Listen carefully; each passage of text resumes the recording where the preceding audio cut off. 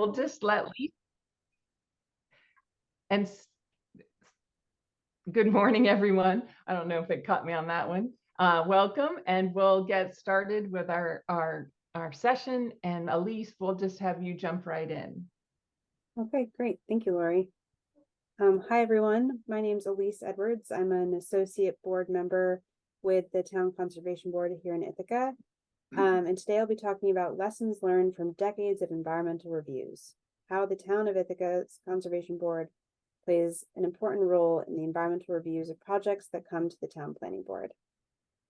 So this is a lot of text right off the bat, but it's all legislation. So let's first move into some background. I'm not expecting to read all this, but as per the Chapter 23, the Town of Ithaca's Conservation Board has the power and duty to review applications received by the Town Board, Planning Board, Zoning Board of Appeals, or other administrative bodies which seek approval for the use or development of any project that is under a number of different categories. These are including, but not limited to, things like the New York State Environmental Quality Review Act, or SEQR, any project that involves 5 or more acres of land. My cat's going to make an appearance, so sorry about that. And also any project that would reasonably increase the flow of traffic. So overall, setting aside legislation, we get projects that we review within the town of Ithaca. We read the application materials through the lens of a resident. We then think about or identify cultural, environmental, and historical resources that may be impacted by the project. Then we ask questions to the applicant as soon as possible. And then we can at least have all of the information to consider in terms of planning our suggestions and comments related to the project. Sorry. Depending on the project that comes to our desk, it may be in any various stages, anywhere from a simple sketch plan like this, where we have kind of just a drawing of what might be done. There might be more detailed engineer plans where we have topography related. Okay, sorry. Topography related things, exactly where all the buildings are going to be, essentially where all the trees are going to be, grass, turf, etc. There might be a short environmental assessment form, or a subdivision development might look something like this, where we have each of the areas to be subdivided. And then depending on which scenario we have, we follow kind of a general guideline steps that we use to assess certain projects. First, we identify our concerns within the proposal after reviewing them. We do some environmental impact checks, check for those historical impacts. Then we might do a site visit, especially if we have specific concerns that we don't think are evident in the proposal, but we might be able to see on the landscape. And then we also compile those comments for the applicant and town board, and we might review that project again, depending on what stage of the proposal we're in. So this is a very simplified version of each of these steps. For example, there's a bunch of different aspects for the environmental impact, such as invasive species protocols, where we ask questions like, does the applicant have a landscape plan? And how is the applicant dealing with invasive species? If they state that there's going to be some type of invasive species protocol, what is that? Are they cleaning their equipment when they move on and off site? What's going to be planted in that disturbed project area afterwards? This also includes things like stream buffers and wetland buffers, and are those taken into account during the project's development? And while also often there's state legislation dictating a lot of these things, we really like to check, kind of do a double check of the proposed projects within the town, and that they're following these rules and nothing has slipped through the cracks. And while I'm not going to go into detail in each of these steps, because there are a lot of components for each of them, I do want to give you kind of a bigger picture of like how we do this. So one thing that we use that we've learned is that we want to use a lot of the resources at our disposal. The New York State Department of Environmental Conservation has a really great tool called the Environmental Resource Mapper that has mapped water bodies, wetlands, natural areas, endangered species habitat. And so here's a view of the Ithaca and the surrounding areas. And you can use this mapper to look at things like unique geological features. I'm not sure if this is actually updating on the screen. Not that's going to be a really big bummer. Doesn't look like it.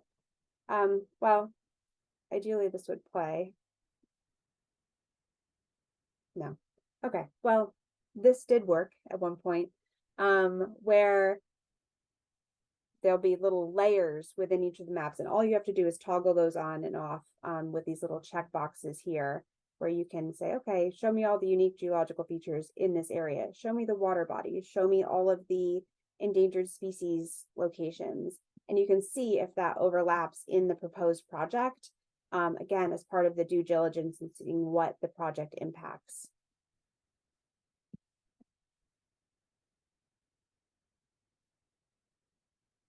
We also look at the National Register of Historic Places and what, if anything, the project might be impacting. Here again is the town of Ithaca and surrounding areas and the things included in the National Register of Historic Places.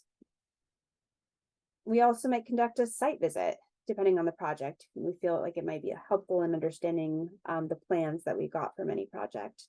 We can then identify the changes that are going to take place, take photos of the project for reference, for one, our own reference, but two, for our correspondence to the town and to the applicant. And then after we take all these steps, we kind of compile our comments and suggestions for the town board to consider.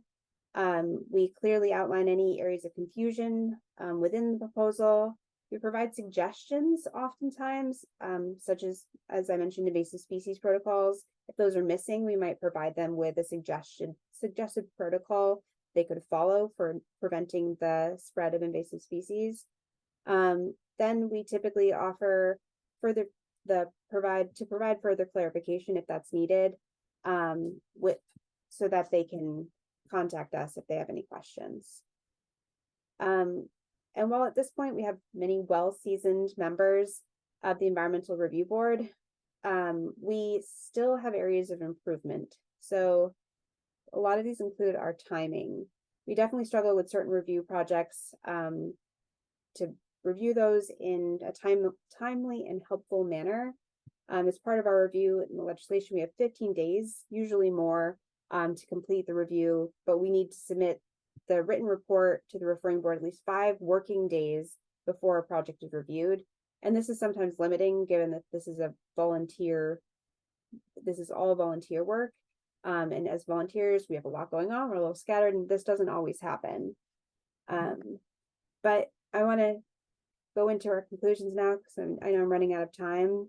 But for our lessons learned, we want to make sure we use existing tools. That has been a huge help. Those include things like the resource mappers at your disposal, including the New York State resource mappers. Sometimes individual towns have those. Open space plans that are available, zoning maps, community partner information is always really helpful during these reviews, and as well as town, state, and federal resources. So don't be afraid of a site visit. It's our second lesson learned. And don't be afraid to ask questions if you have them, especially after the site visit, because that tends to enlighten a few things. And then make sure you understand your planning board's process and timeline. This will help meet planning board deadlines and ensure your contributions are considered by their members. So get those suggestions in on time. And lastly, recognize that your work and words do make an impact. After years of commenting about proposal or project impacts on scenic resources, one of our board members, Eva Hoffman, thanks to her, we now have legislation to protect our scenic views in the town of Ithaca, which is really great. And with that, I want to thank all of you for your time and dealing with my cat just jumping in and out of the screen. And I'll take any questions during the question session. Thanks, Elise. We'll have you stop sharing for now and jump right into Ben Altman and Stephen Henhock, 10 minutes. And I see questions are coming into the chat. We will address those in the Q&A, but you can continue to add those there.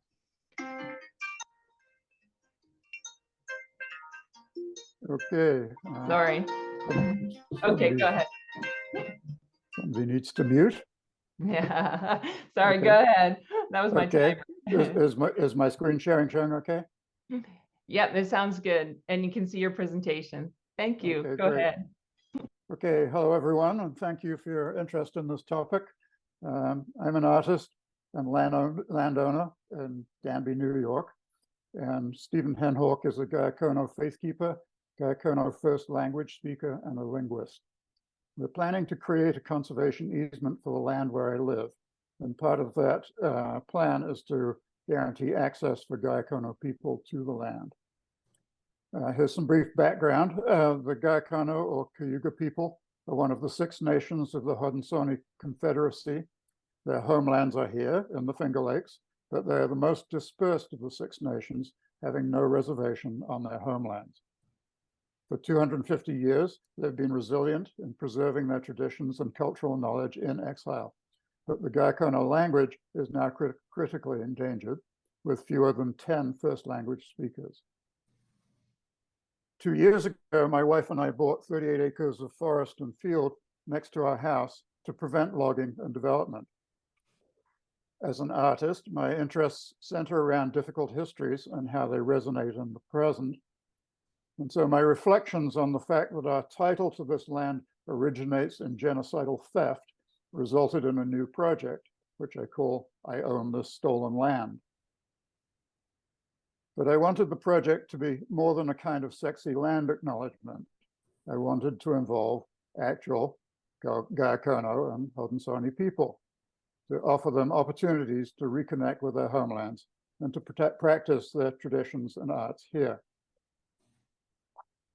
So we're working in consultation with the Danby Conservation Advisory Council and with a number of Gayakono people. The town of Danby has its own conservation easement ordinance, and it's quite flexible. This is their introductory page, and I put the link to it at the top. The objective is to create a mutually beneficial win-win collaboration. There's an addition to the conservation easement that improves our stewardship and understanding of the land and does not impose unreasonable burdens on either side.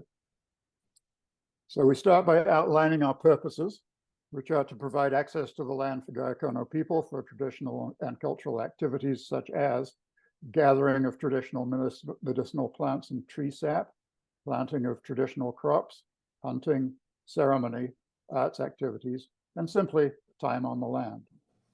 While these may be more activities than a conservation easement normally specifies, they will be stewardship activities that improve the conserved values of the land. Then we move to some guidelines. The activities shall follow Gayakono principles of conservation and stewardship. They should be agreed with the owner in advance, and they may not violate the terms of the overall conservation easement or any laws. Any conservation or construction work is to be paid for at market rates. So how can the landowner be reasonably comfortable about who is visiting their land?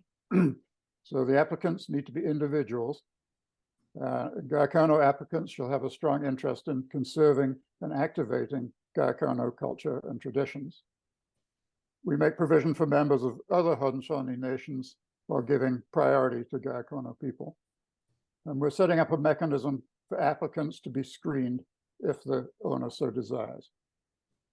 Finally, there's provision for a simple annual report. As a first venture this spring, Stephen and I did maple sugaring by traditional methods, and he taught a workshop. And in late April, I invited 2 Haudenosaunee poets for a well-attended open-air reading. In each of these cases, the Haudenosaunee participants expressed strong feelings of reconnection and healing, saying things like, "One of the best days I've had in a really long time." So now here's Stephen to give you his perspective on what we're up to. Thank you.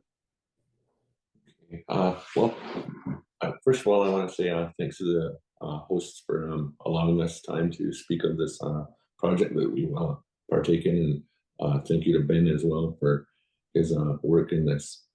Ben had mentioned a lot of the provisions that we have already talked about and looked over. That's the one side, I guess that's the paperwork side. I want to speak of the other side of it from our point of view of Guyokona. Ben mentioned we are the most displaced people of the Haudenosaunee Confederacy. And for these opportunities for our people to be able to come back to this land and connect in a way that is, a lot of times it's really indescribable to, and a lot of these talks that we have, it's beginning other talks of just how Ben had described his view of where he lives, of the land. And it opens up talks to where it can be really difficult at times, but once we get over those and we can move forward in the best possible way, you heard him talk about win-win situations here, and this is really what we're looking to do to facilitate for the Guyokona people and the settler population that is here now, because we realize that we're not, and the biggest thing what we'd like to say is this: we're not here to move any political situations. Actually, we like to work outside of those ideas because it usually doesn't work well in our favor. If we look at the track record of all political situations for our people. So like when we work with this, why it's so unique and important is because we're working with people, individuals and people that understand our views and share our like-minded thinking. So I want to iterate that fact that all of the points that we've been working out, what needs to happen so that it can become this win-win situation for others. But I want to speak again of the what happens for our people, because when we're able to come back and do these activities, it becomes a very powerful statement, and it starts this idea of where our people can heal a little bit to be able to be here on the land, because I work a lot with my biggest projects are revitalization of Guyokona language, and a lot of times because our language was born here on this land, where it's being displaced residents, it's really hard for us to have a connection to our language until we're able to come here and experience just being on the land and being able to see our language come to life. So these are cultural activities that is being proposed. It has a deeper meaning for our people. That's the win. And I'd like to, again, just acknowledge for the inclusion of Guyokona people, and to be able to start this conversation in a bigger platform, because we realize that we're all in this together, and we need to move forward together in a good way. So thanks for the time and being able to speak here today. Thank you.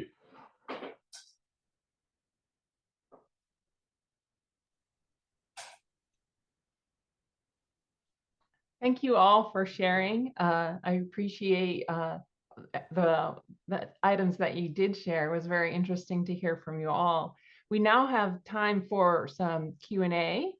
And I don't believe I forgot to introduce myself. I'm Lori Brewer. I too, like Elise Edwards, am part of the Town of Ithaca Conservation Board as a volunteer. And so now we'll enter the Q&A portion of it. And there are a couple questions already in the chat. Elise, do you want to read those and attempt to answer those? Yeah. There are some other individuals from our conservation board who've been involved longer, and maybe they'll chime in with comments. For those of you, you can either put your question in the chat or comment in the chat, or you can raise your hand and I'll be able to unmute you so you can speak your question as well. So whichever you prefer. And if you need to raise your hand in Zoom under reaction, if you click on that, there's a way to raise your hand. Or just type in the chat that you wish to speak. Go ahead, Elise. Okay, great. So it looks like Kathy McConnell has a question. Do members of the Ithaca Conservation Group have any set qualifications in order to make these analyses? So all of us are volunteers. We don't necessarily have, depending on our background, I think we're all from various backgrounds. However, there is an application process where you talk about your experience. For example, I'm a wildlife biologist. I'm currently a PhD student at Cornell University, but I have a lot of background in wetland delineation and environmental review, species, habitat designations, that type of thing. And thankfully, we have kind of a wide breadth of people who have different experiences. And Lori, if you have additional information about that, I wouldn't say we have set qualifications that we're required to have, because anybody could be a conservation board member. But we do definitely have, one, an interest, and two, the desire to learn if we don't know anything else, something about something related to that project review. Yeah, I think that is mostly we have a desire to understand and have some impact on the environment around us. There are professionals in the planning department and who at the local, county, and state level who do review these items, and we are simply the citizens who are also reviewing. So we are not the professionals who do the reviewing aspect. We're just an extra set of eyes that we sometimes have different perspectives. As Stephen was discussing, we have different perspectives that we want to add to the mix. And so that's what we're doing as citizens in these conservation boards. Really well said. Thanks, Lori. And then it looks like Todd Walter has a question of how many CACs are in the Cube Lake watershed? Do they coordinate with each other? I don't know the answer to that question. And neither do I. I think I don't know if Darby might remember which towns do, but the answer to the question is we don't know, and we don't have a systematic way of coordinating. Well, I would just add that yeah, I'd have to count off my fingers how many municipalities in the county have CACs. I'm not sure if others in the rest of the watershed do, but the EMC, the Tompkins County Environmental Management Council, is meant to be the place for the CACs to coordinate, in that when we have municipal reps on the Environmental Management Council, and we reach out first to the CACs, and so some are conservation boards, some are conservation advisory board or advisory councils, and we reach out to those municipal boards first to get municipal representatives. And so if a municipality doesn't have one, then it's any other municipal rep. So that is the place that is intended to be the spot for the coordination amongst the municipalities. Darby, thanks for adding that. And John Dennis has a question for Stephen. He asks, I believe that an endangered threshold for spoken languages is considered to be 5,000 speakers. Did I hear you correctly that there are only 10 first language Cayuga speakers living? Yes, you did hear correct. That's the number that we've been that's emerged after COVID pandemic. Our numbers are highly endangered. So, and again, this is it's work that's been going on, and that's my main focus of the work that I do here in the area. This is why I is why I came home. Actually, I work with Cornell, and we've been doing a lot of work with revitalization efforts and being able to work with local community members as well, such as the group that we're in.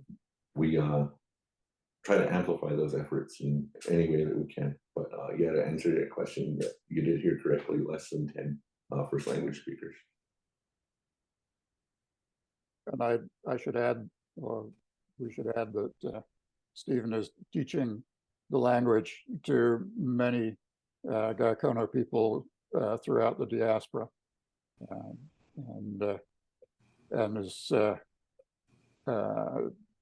that is proving to be a very meaningful thing to do for people in the diaspora.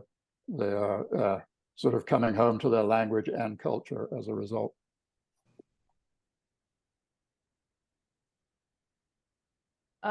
Dennis, did that help with your question? And anybody else?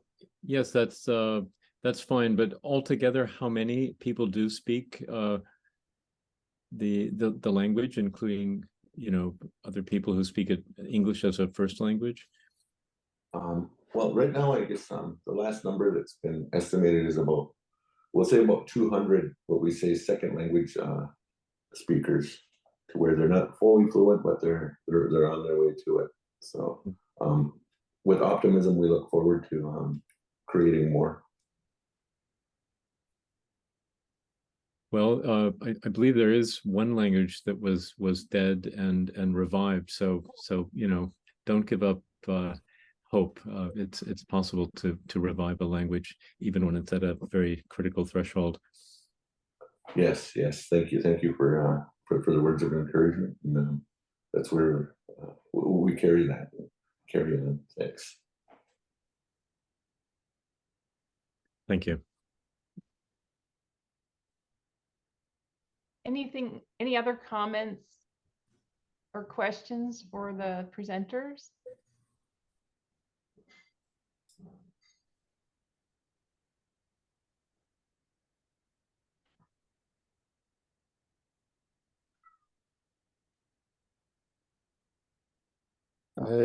I put my email in the presentation, so anybody who'd like to discuss these questions further offline, I'd be happy to correspond. And the same. Oh, go ahead, Elise. I was going to say, I'm going to put my email in the chat here that way. And I put it in my presentation as well, but that way, if people have additional follow-up questions, I can follow up. The same. And Elise, somebody did ask about the historical info. I wonder, Yes. We, as the town, we do have a list of resources that are publicly accessible, is what we use to do some of our assessments.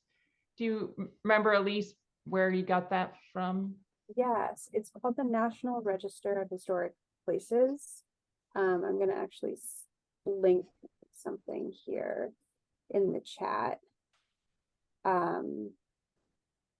This will take you to the resource map that I showed you, and you can search anywhere within the United States for historical resources, things that are listed as part of the National Register of Historic Places.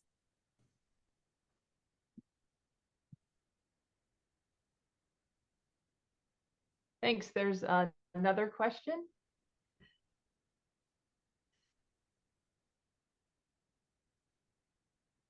I think this is about environmental. Okay, so I'm going to read the question. Hi, I'm Tracy, the chair of ACC/AC of Rye, New York in Westchester County, and I work for the Federation of Conservations of Westchester County. I did not realize that other counties had environmental management councils.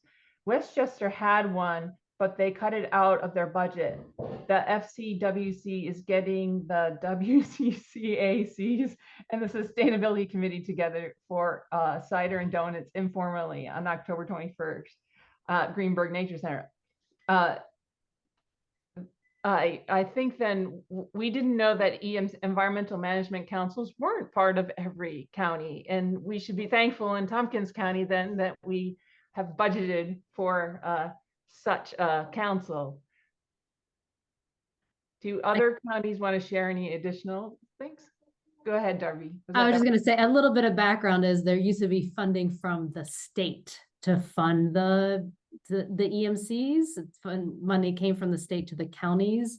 And at one point it even funded a half-time position with the county and in Tompkins County. And so when that funding dropped off, and I'm not quite sure the date of it, it was really a matter of whether the EMC was interested in continuing on, then whether the county legislature wanted to continue that. So it's I'm the staff coordinator for the planning department for the EMC, and then we also have an administrative assistant who helps with agendas and minutes. It's not a huge piece of our staff time, but you still have to commit people to it. So I know the Broome County has an active one, and we can ask around here today of who else still has EMCs. I know Simon has a list that he put together. I want to say there are like 7 or 8 at least still active in the state. Yeah, and with that, Darby, I'll add that Darby was encouraging us to chat more. So when you go into the gather, there are spaces where people can continue conversations, and I believe so. We are encouraging people to do that. And anything else? Last words by anybody else?